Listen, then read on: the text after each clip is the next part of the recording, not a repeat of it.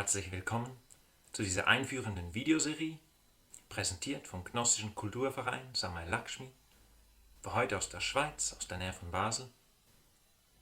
Und in diesem ersten Video werden wir erklären, was Gnosis ist. Theoretisch, in Folgevideos auch praktisch. Gleichzeitig erhalten Sie damit einen kurzen Überblick, einen ersten Geschmack zu Themen, die in unseren Seminaren der ersten Kammer behandelt werden. Beginnen wir mit der Definition der Gnosis. Wenn wir die Geschichte der Menschheit studieren, können wir uns der Tatsache bewusst werden, dass es im Laufe der Zeit immer 3 Arten von Wissen gegeben hat. Erstens ein allgemeines Wissen, könnte man sagen, das sich auf die alltäglichen Dinge bezieht und die verschiedenen damit verbundenen Berufe und Tätigkeiten.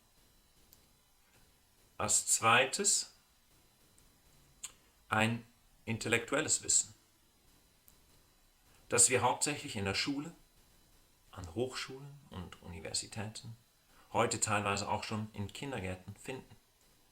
Und schließlich gibt es eine dritte Art von Wissen. Und diese dritte Art ist metaphysischer Ordnung. Das nennen wir Gnosis. Und obwohl die ersten beiden Arten von Wissen im täglichen Leben eine große Bedeutung haben, wissen wir gut, dass sie die ewigen philosophischen Fragen nicht beantworten können. Wer bin ich? Wo komme ich her? Und wo gehe ich hin?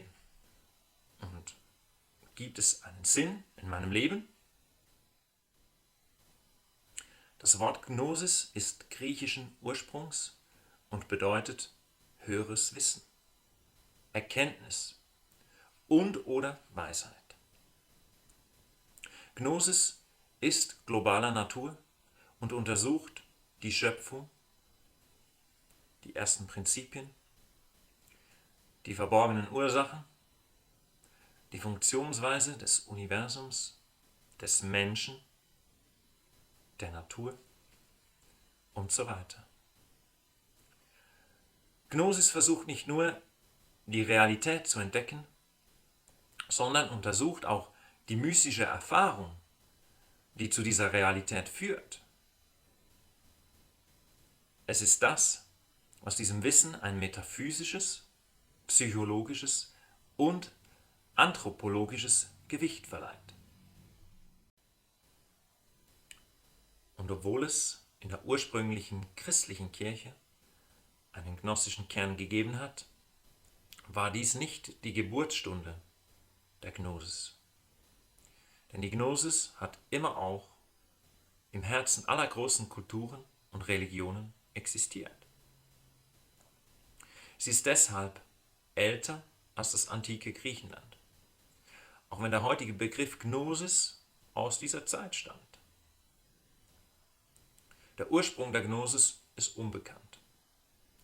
Aufgrund der Tatsache, dass das, was wir heute Gnosis nennen, keiner Kultur oder Person gehört.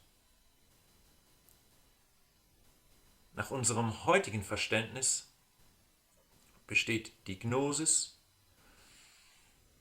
aus der Summe menschlichen Erfahrungen, die sich über die Zeit erstrecken. Unterstützt durch vielfältige historische und anthropologische Forschungen ist es die Einzigartigkeit dieses Wissens, die die modernen Adepten der Gnosis sowie zahlreiche Suchende dazu gebracht hat, zu bestätigen, dass trotz einer mythologischen und künstlerischen Symbolik, die in verschiedenen Formen dargestellt wird, alle alten Kulturen und großen Zivilisationen mit ihren verschiedenen Religionen und Philosophien zu einer gemeinsamen, im Kern identischen Lehre gelangt sind. Unglaublich, oder? Wir können die pythagoreische Schule als Beispiel geben, von Pythagoras.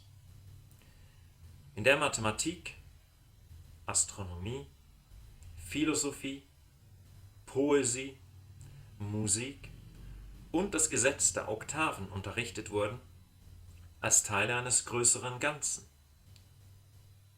Dazu die Integration des menschlichen Mikrokosmos in den universellen Makrokosmos sowie die Vereinigung von Wissenschaften, Künsten, Philosophie und Mystik. Wir können daher sagen, Gnosis ist eine praktische Philosophie, die auf das tägliche Leben angewendet werden kann. Die Zeiten überdauernd, unter anderem durch die Künste, nutzt Gnosis die direkte mystische Erfahrung zur Erkenntnis, nach wissenschaftlichen Methoden, um die universellen Prinzipien zu untersuchen und auch zu leben. Gut, soweit eine erste theoretische Erklärung, was Gnosis ist. Mehr erfahren Sie in unserer ersten Kammer, auf unserer Webseite oder im nächsten kleinen Video. Bleiben Sie gesund, physisch, psychologisch, spirituell, und im Namen des Gnostischen Kulturvereins Samaya Lakshmi verabschiede ich mich von Ihnen. Auf Wiedersehen.